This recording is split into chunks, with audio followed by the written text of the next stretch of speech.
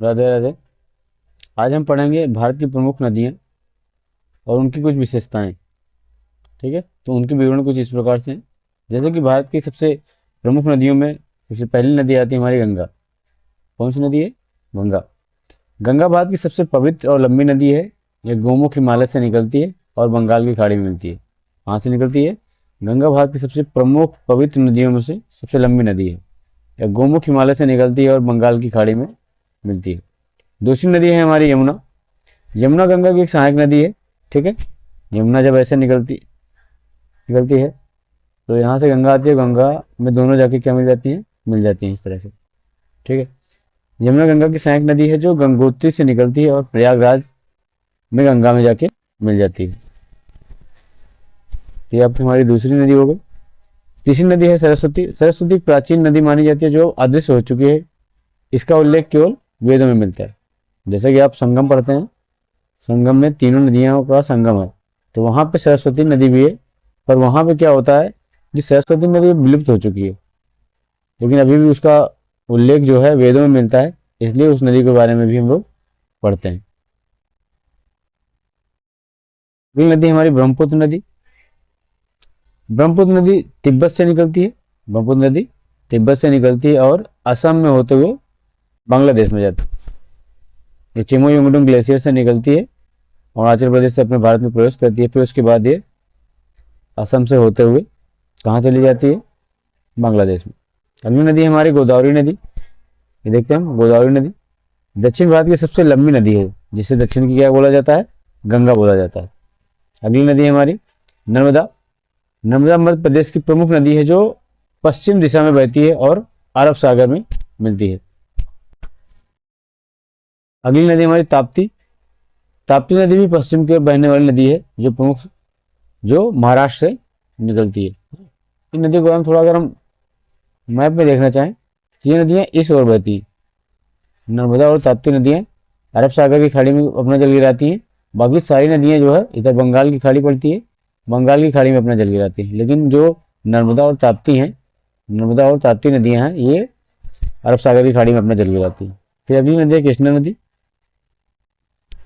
कृष्णा नदी महाराष्ट्र से निकलती है और आंध्र प्रदेश से होते हुए बंगाल की खाड़ी में जाकर गिरती है। कहाँ से निकलती है? कृष्णा नदी महाराष्ट्र से निकलती है और आंध्र प्रदेश से होते हुए बंगाल की खाड़ी में जाके मिलती है। अगली नदी हमारी कावेरी नदी। कावेरी नदी तमिलनाडु और कर्नाटक की प्रमुख नदी है जो कृषि के लिए जीवन रेखा मानी जाती है। यह दोनों राज्यों को साझा करती है क्योंकि दोनों राज्यों में बहती है। अगली नदी हमारी सतलुज नदी। सतलुज नदी पंजाब की नदी है जो हिमालय से निकलकर सिंधु नदी में मिलती है। लास्ट में इसका जो जल होता है वो पाकिस्तान में चला जाता है। कुछ रोचक तथ्य हैं, आप उन्हें भी जान लीजिए। जैसे गंगा नदी को भारत में राष्ट्रीय नदी घोषित किया गया है। गंगा नदी को भारत में राष्ट्रीय नदी घोषित किया गया है। अगला है ब्रह्मपुत्र दुनिया की सबसे गहरी नदियों में से एक है। जो ब्रह्मपुत्र नदी है जो अरुणाचल प्रदेश से अपने भारत में प्रवेश करती है, तिब्बत से निकलती है चाइना के, वो क्या है? सबसे गहरी नदियों में से एक है। नर्मदा और ताप्ती भारत की ऐसी गिनी चुनी नदियां हैं जो पश्चिम की ओर बहती हैं। जैसा कि आपको हमने बताया कि नर्मदा और ताप्ती नदियां अरब सागर की खाड़ी में अपना जल गिराती है, बाकी सभी नदियां जो है बंगाल की खाड़ी में जल गिराती हैं। अगला गोदावरी नदी की लंबाई यह है 1465 किलोमीटर। सरस्वती नदी का अस्तित्व आज भी वैज्ञानिक शोध का विषय है। जैसा कि संगम में बोला जाता है तीनों नदियों का संगम है, लेकिन वहां पे क्या होता है कि तीसरी नदी हमें दिखाई नहीं देती है ना, तो उसको अदृश्य समझा जाता है, लेकिन उसका वेदों में उल्लेख आज भी मिलता है। कावेरी नदी से कर्नाटक और तमिलनाडु के बीच का जल विवाद हमेशा रहता है। कावेरी नदी का जल कर्नाटक और तमिलनाडु दोनों के बीच बहता है, इस वजह से वहाँ पे हमेशा विवाद चलता रहता है कि उसके जल का उपयोग कौन करेगा पूरी तरह से। यमुना नदी दिल्ली की जीवन रेखा मानी जाती है।